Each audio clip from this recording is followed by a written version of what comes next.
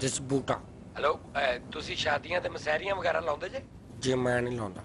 अच्छा ही फिर नंबर किसी ने गलत देता होना। चलो कोई गल नहीं। आप बेटा गेट आउट हो जा। कोई एडा औखा तो नहीं, तुसी ला दियो मसहरी, तुसी पैसे दे देंगे तुहानू। विच भी मैं ही पाऊंगा फिर। एक ही बकवास हुई। शर्म कर यार बूटे, किदां दी गल बकवास करन। बस मैं इसे शर्त ही लानी है बेटा, जे लवानी लवानी तो कचौर लवा। अजीब आदमी यार। तू भी। तेनू तमीज ही नहीं की यार गल करन दी। इदां गल करी दी किसी ने? चलो जी बूटा जी स्टैंड बाय। ओ ओ चल भाई स्टैंड बाय। ओए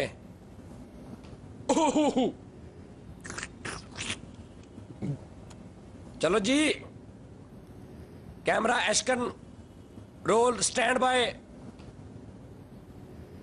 की क्यू ऑफ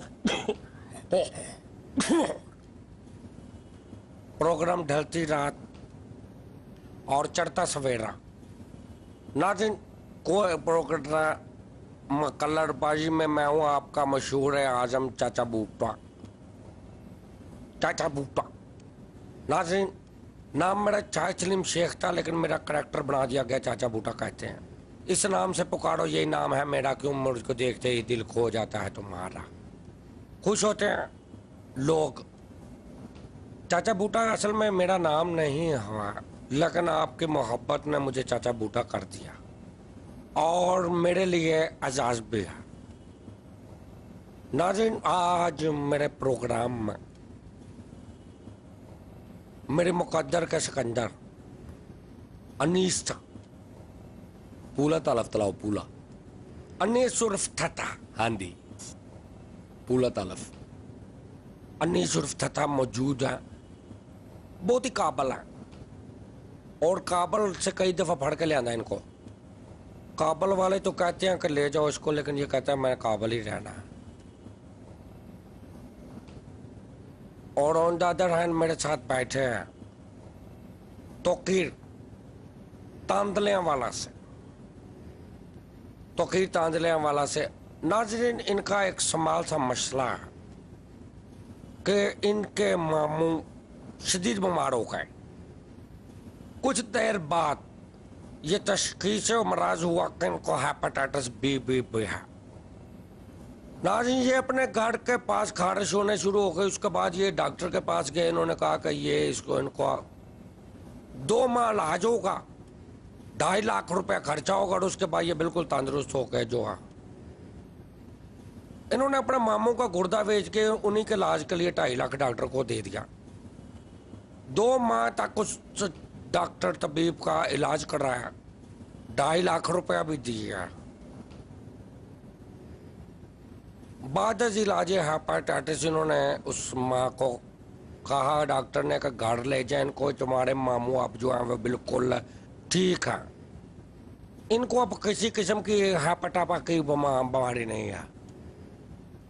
नारायण ये अपने मुंह को घर ले आए। डॉक्टर ने इनको कहा कि जो मर्जी मुर्ग मसलम तेज मिर्च खाई जाए और कोई दवाई नहीं खानी, पर रज के रोटी खाओ। ये साला मतला तुसी दसना ते ओनू तातो बुलाया थे। ठीक है ओनू पुछो ना, ओनू पुछो ते ती मतला आप ही दसी जाने। अच्छा सर, जब हम मामू को घर में लेके आए हैं तो उनकी तबीयत 1 हफ्ता तक ठीक रही है। तो दला थुलू तो पादी तो थुलू तो दसो ना तिदा होया ती मतलब बनया ਤੁਹਾਨੂੰ ਤਿੰਨੇ ਤੇ ਆਤੇ ਤੂੰ तो लेते जाना। सर वो दोस्त ने कहा था कि डॉक्टर साहब बीमार कोई हमारे मामू है हेपेटाइटिस बी का ना इलाज करते हैं, वो बहुत अच्छा इलाज करते हैं वो। तो हम उनके पास ले गए हैं तो उन्होंने कहा था कि 2 माह तक इलाज होगा इसका, तो 2.5 लाख रुपया लगेगा। तो हमने कहा चलो ठीक है, दार पकड़ के जैसे भी हमने 2.5 लाख रुपया कर लिया। होम्योपैथ थी या एलोपैथ थी या ती? ओए ते पाया बाद पता लगा कि क्वालिफाइड डॉक्टर ही नहीं है। ਇਹ ਵੀ ਪਲੇ ਲਿੱਥੇ ਨੇ ਇਹਨਾਂ ਨੂੰ ਇੰਨੀ ਤੇ ਅਦਲ ਮੌਤ ਹੋਣੀ ਚਾਹੀਦੀ ਤੇ ਅਸੀਂ ਤੇਰੇ ਦਾਤਾ ਦੇ ਤੋਂ ਲੈ ਤੇ ਤੱਲੇ। वो हर पल डॉक्टर रहा। अथा हर्बल ट्रीटमेंट। सर उन्होंने फिर 2 माह तक इलाज किया तो मेरे मामू की तबीयत कुछ ठीक हो गई थी।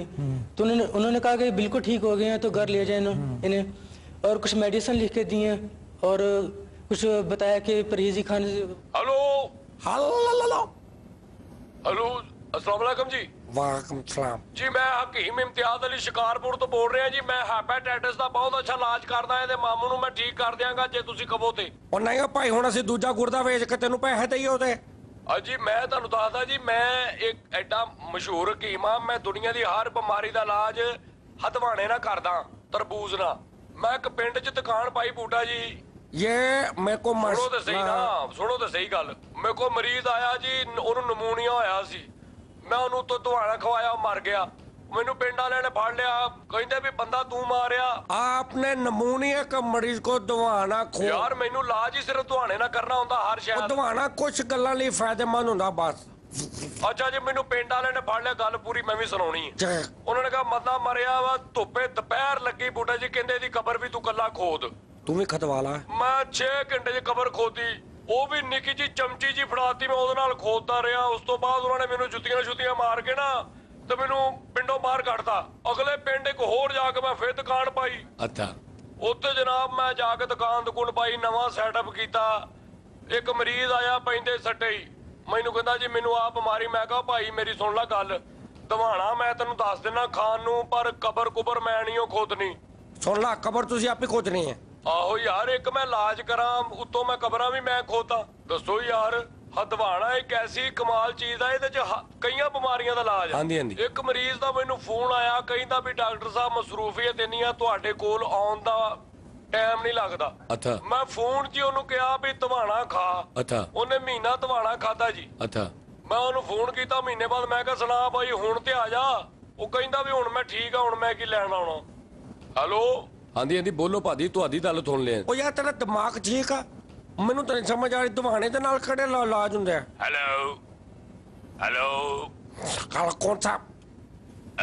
ਮੈਂ ਮੁੰਡੇ ਦਾ ਖਾਲੂ ਬੋਲ ਰਿਹਾ ਬੂਟਾ ਜੀ। ਮੁੰਡੇ ਦਾ ਤੌਣ? ਖਾਲੂ। ਮੈਂ ਦੱਸਣਾ ਸੀ ਤੁਹਾਨੂੰ ਕਿ ਇਹਦਾ ਮਾਮਾ ਕਿੱਦਾਂ ਮਰਿਆ। ਮੈਂ ਕਰਦਾ ਜੀ ਤਵੀਜ਼ ਧਾਗਾ। ਮੈਂ ਇਹਨਾਂ ਨੂੰ ਬੜਾ ਕਿਹਾ ਕਿ ਪੁੱਤਰ ਇਹਨੂੰ ਕੋਈ ਹਵਾਈ ਕਸਰ ਆ, ਇਹਦਾ ਇਲਾਜ ਕਰਾ ਲਓ। ਇਹ ਹੈਪੇਟਾਈਟਸ ਹੂਪਾਟਾਈਟਸ ਕੁਛ ਨਹੀਂ, ਹਵਾਈ ਕਸਰ ਆ। ਇਹਨਾਂ ਨੇ ਨਹੀਂ ਮੰਨੀ।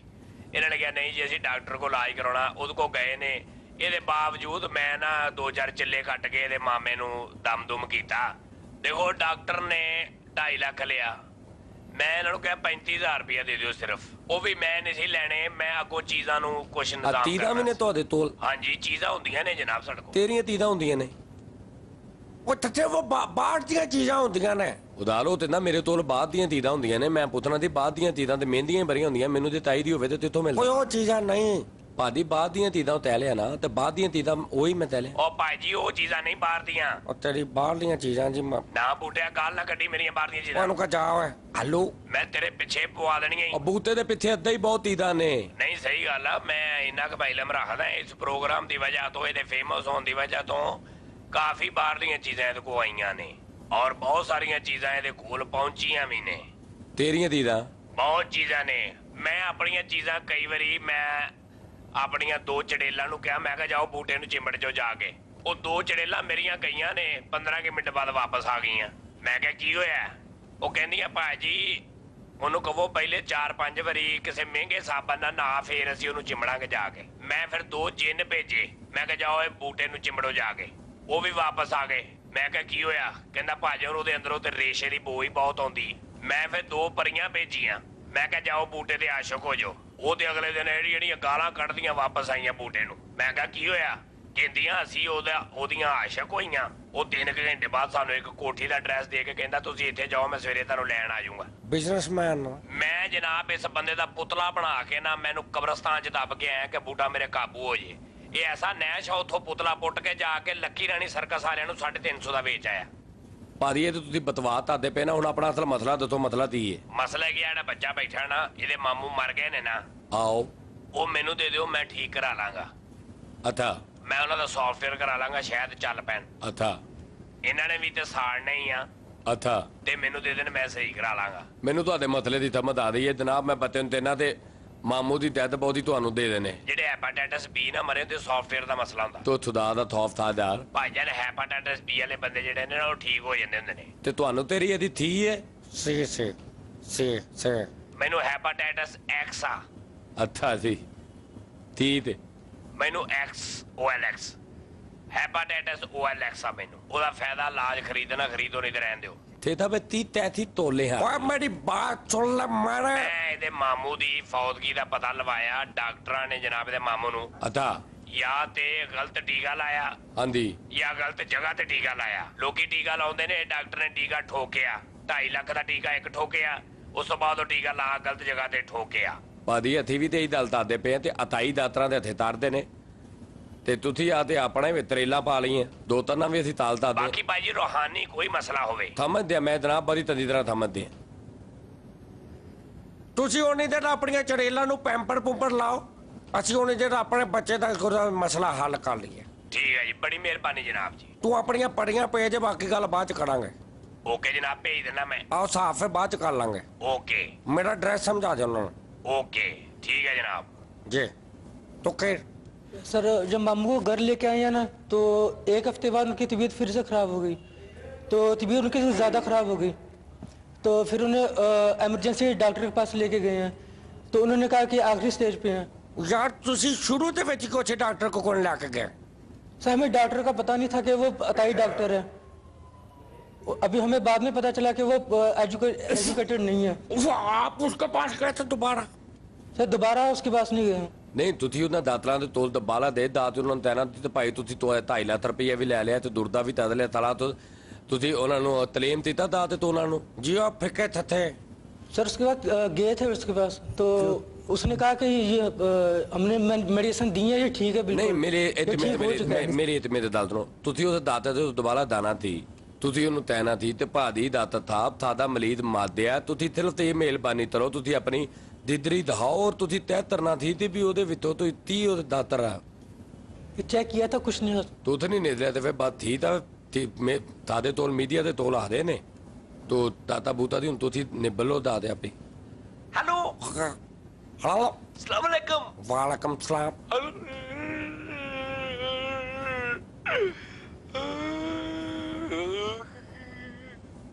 ਤੇ ਤਬ ਜਾਂਦੇ ਦਾਤਰ ਤੇ ਦਾ ਫਿਰ ਇਹਨੂੰ ਪਹਿਲੇ ਪੁੱਛ ਲੈਣਾ ਇਹ ਬਾਤ ਤੋਂ ਹੱਥ ਨਾ ਤਰੇ हेलो ਇਹਦਾ ਕੌਣ ਮਾਰ ਗਿਆ? हाँ अस्सलाम वालेकुम। वालेकुम सलाम। मेरी बुढ़ी बीमार हो गई थी, 2 महीने हुए बुढ़ा जी। हाँ हाँ ਉਹਨੂੰ ਮੈਂ ਲੈ ਕੇ ਗਿਆ ਇੱਕ ਡਾਕਟਰ ਕੋਲ। अच्छा बेटा कुछ आप भी काम किया करो, कल को मेरी सीट संभाली लोगों से तुम जब बात नहीं करोगे तो कैसे तुम्हें समझ आएगी? चलो बात करो उनके साथ, तुम जा। मेरा क्या पता? ਉਤੇ ਦੀ ਆਂਦੀ ਆਂਦੀ ਮੇਰੀ ਬੁੱਢੀ ਬਿਮਾਰ ਹੋ ਗਈ ਸੀ, 2 ਮਹੀਨੇ ਹੋਏ ਨੇ। ਅੱਛਾ ਜੀ ਤੁਹਾਨੂੰ ਨੂੰ ਦਾਤਰ ਦਾ ਪਤਾ ਦਈਏ ਨਹੀਂ, ਹਾਂ ਮੈਂ ਲੱਭ ਕੇ ਜਾਲੀ ਡਾਕਟਰ ਕੋਲ ਲੈ ਕੇ ਗਿਆ ਆਪਣੀ ਬੁੱਢੀ ਨੂੰ। 30 ਤੋਂ ਲੈ ਦੇ ਜਾਲੀ ਡਾਕਟਰ, ਜਾਲੀ ਡਾਕਟਰ। ਅੱਛਾ ਦਾਲੀ ਦਾਤਰ ਲੇਕਿਨ ਅਫਸੋਸ ਤੇ ਉਹ 30 ਤੋਂ ਦੀ ਹਾਂਜੀ ਹਾਂਜੀ ਹਾਂਜੀ, ਹਾਏ ਹਾਏ। नारे इस वक्त हम जा रहे हैं एक छोटे से ब्रेक पर, हमारे साथ रहिएगा। टेकन 3